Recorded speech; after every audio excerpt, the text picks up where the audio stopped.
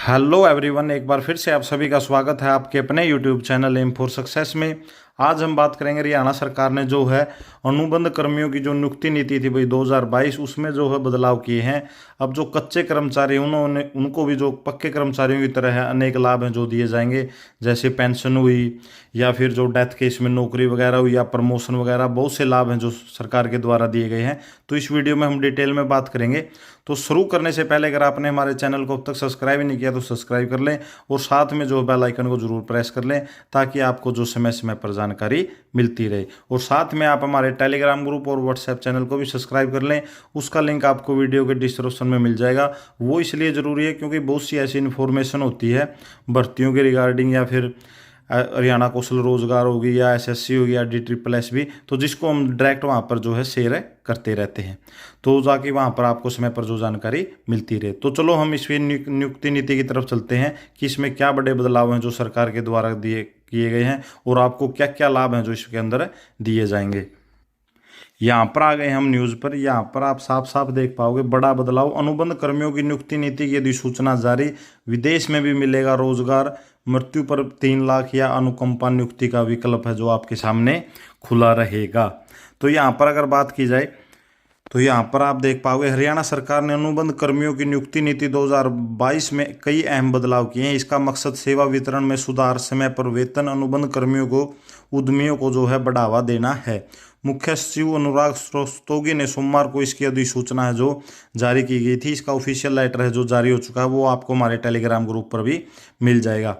नई नीतियों के तहत अब तैनात जनशक्ति को समय पर वेतन देना अनिवार्य है। यदि 7 तारीख तक वेतन नहीं दिया गया तो 7 तारीख तक जो भी हरियाणा कौशल रोजगार पार्ट 1, 2 जो भी कच्चे कर्मचारी लगे हों उनको सभी को 7 तारीख तक है जो वेतन देना अनिवार्य है।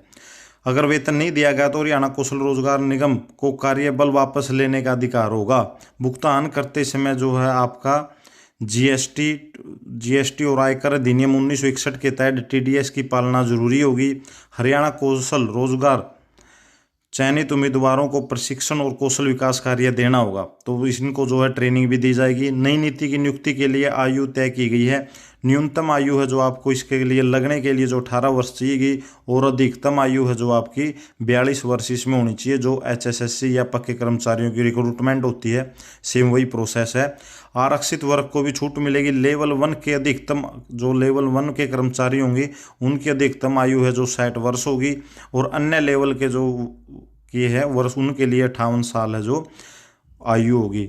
जिस महीने में यहाँ पर देख पाओगे जिस महीने में कर्मचारी अधिकतम आयु सीमा पार करेगा उसी महीने के अंत में सेवा समाप्त हो जाएगी, जैसे कि रेगुलर कर्मचारियों की होती है।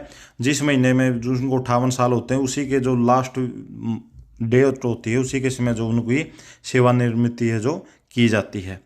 ये बनाए गए हैं नियम, यहाँ पर आप देख पाओगे। पहले नियम की बात करते हैं। भर्ती में चयन के लिए स्कोरिंग प्रणाली लागू की गई है। कुल 80 अंकों में से 40 उन परिवारों को मिलेंगे जिनकी आय 1 लाख रुपए से जो भाई कम होगी। 24 से 36 वर्ष के उम्मीदवारों को 10 अंक दिए जाएंगे और 36 से 42 वर्ष को 5 अंक हैं जो मिलेंगे। कौशल प्रमाण पत्र या उच्च शिक्षा के लिए 5 अंक तय किए गए हैं। कॉमन एलिजिबिलिटी टेस्ट जो कि CET होता है उसको पास करने वाले को जो है 10 अंक दिए जाएंगे और जो स्थानीय को है जो 10 अंक दिए जाएंगे जो वहीं का निवासी होगा जहाँ पर ये वैकेंसियाँ निकली हुई हैं।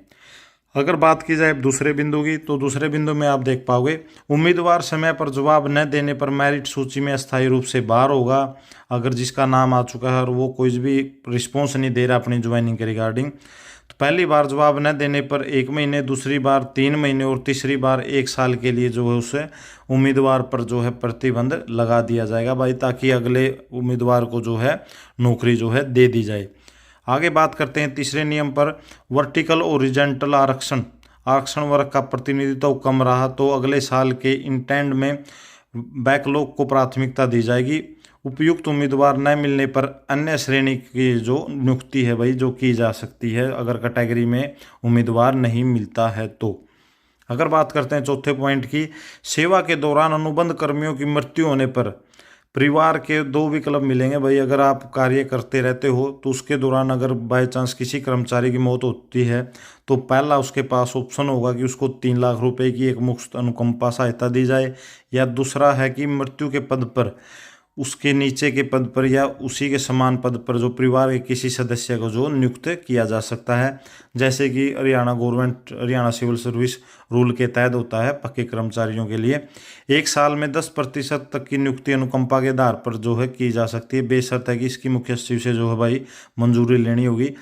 तो इसमें आपको या तो 3 लाख रुपए राशि ले मिल सकती है एक साथ, या फिर उसी की जगह पर जो उसी के परिवार का कोई भी कर्मचारी है जो भी सदस्य है वो नियुक्त किया जा सकता है। उसकी बेशर्त ये है कि भाई मुख्य सचिव से जो इसकी परमिशन लेनी पड़ेगी।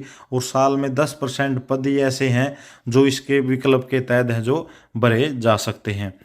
अगर बात करते हैं अब नेक्स्ट की, तो 5वें में क्या लिखा हुआ, हरियाणा कौशल रोजगार अब भारत को विदेशों में निजी क्षेत्र के संगठनों में भी जनशक्ति की नियुक्ति कर सकेगा। इसके लिए नियम और शर्तें आपसी सहमति से जो है तय होंगी। जो भी आपको ही पता होगा, मैं इजराइल में भी कर्मचारी भेजे थे, तो हरियाणा कौशल रोजगार है वो जो बाहर से विदेशों में भी भेजेगा। उनकी जो भी देश के साथ है मीटिंग करके उनकी क्या शर्तें रहती हैं, उसी के आधार पर इसकी शर्तें हैं जो हरियाणा कौशल रोजगार निगम के तहत है जो है भाई शर्तें हैं लागू की जाएंगी। और उसी के तहत है जो विदेश से बाहर है जो है काम करने वालों को जो भेजा जाएगा।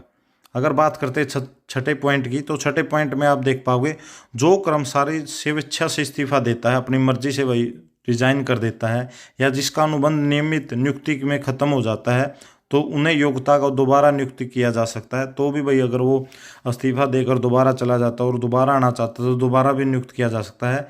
लेकिन उसकी क्या चीज़ होना चाहिए, उसे कदाचार या खराब प्रदर्शन के कारण निकाला तो वो नियुक्ति के लिए अयोग्य रहेगा। अगर बाई चांस उस पर कोई भी भ्रष्टाचार का केस वगैरह या फिर कोई भी केस वगैरह हो जाता है, कहने का मतलब ये है, तो उसको नौकरी पर नहीं रखा जाएगा। अनअदरवाइज इस्तीफा देने के बाद भी अगर कर्मचारी दोबारा आना चाहे तो वो दोबारा आ सकता है किसी और पद पर सेलेक्ट होकर हरियाणा कौशल रोजगार के माध्यम से। बस शर्त ये है कि वो उसका करैक्टर ठीक होना चाहिए, जो हम पुलिस वेरिफिकेशन कराते हैं उसका जो है बिल्कुल ओके होना चाहिए। अगर बात की जाए 7वें में, लेवल 1 के कर्मचारी यदि पात्रता पूरी करते हैं तो वे उच्च लेवल की नौकरी के लिए आवेदन कर सकते हैं। तो लेवल 1 की जो एक तो 60 वर्ष आयु कर दी गई है अधिकतम, और अगर वो पात्रता अगर पूरी करते हैं हायर की तो उनका जो है प्रमोशन है उच्च लेवल पर है भाई जो किया जा सकता है। उनका मूल्यांकन योग्यता के आधार पर होगा। हरियाणा कौशल रोजगार उन्हें सॉफ्ट स्किल और प्री डिपोजर ओरिएंटेशन प्रशिक्षण देगा ताकि वे नई नौकरियों के लिए तैयार हो सके। तो सरकार है भाई जो हरियाणा कौशल रोजगार, तो वो उन्होंने नौकरी जो भी उनको स्किल देगा, प्रशिक्षण देगा, ताकि वो भाई अगले हायर लेवल के लिए जो है प्रमोशन हो सके। तो 7वें पॉइंट में ये बात जो है की गई है। तो ये थे मुख्य बिंदु इस जो नियम में बदलाव किए गए हैं। तो आपको अब समय पर जो है सैलरी मिलती रहेगी 7 तारीख से पहले। जैसे पक्के कर्मचारियों की जो आपको देखने को मिलेगी कि फर्स्ट वीक में जो उनकी सैलरी आ जाती है, सेम ऐसे ही जो इनमें आपको सैलरी देखने को मिलेगी। अगर बाय चांस डेथ केस होती है तो उसमें आपको जो है एक साथ में 3 लाख रुपए राशि या फिर उनके परिवार को जो है नौकरी उनके स्थान पर है जो दे दी जाएगी भाई। या आपका इसमें प्रमोशन भी होगा, लेवल 1 से आप लेवल हायर में भी जा सकते हो। उसके लिए आपको जो है भाई उसी के पोस्ट के अनुसार आपकी योग्यता जो होनी चाहिए। तो आपको जो है ट्रेनिंग भी दी जाएगी हरियाणा कौशल रोजगार के तहत अगर आप स्टार्टिंग में लगते हो। तो ये सभी जो है बदलाव हैं जो हरियाणा सरकार के द्वारा किए गए हैं। तो ये अब बहुत बड़ी खुशखबरी है कि आपको समय पर भी सैलरी मिलती रहेगी और धीरे धीरे आने वाले टाइम में आपको इसमें और भी जो है बहुत बढ़िया जो बदलाव होते हुए देखने को मिलेंगे। तो यही न्यूज़ थी जो आपके साथ शेयर करनी थी। तो आपको जो ये ओरिजिनल नोटिस है जो जारी किया गया था सरकार के द्वारा, जो दिशा निर्देश, वो आपको हमारे टेलीग्राम ग्रुप पर भी मिल जाएंगे। उसका लिंक है जो आपको वीडियो के डिस्क्रिप्शन में मिल जाएगा, तो उसको ज़रूर ज्वाइन कर ले। तो यही न्यूज़ आपके साथ शेयर करनी थी। आपने वीडियो यहाँ तक देखी, आपका बहुत बहुत धन्यवाद। आपका दिन शुभ हो।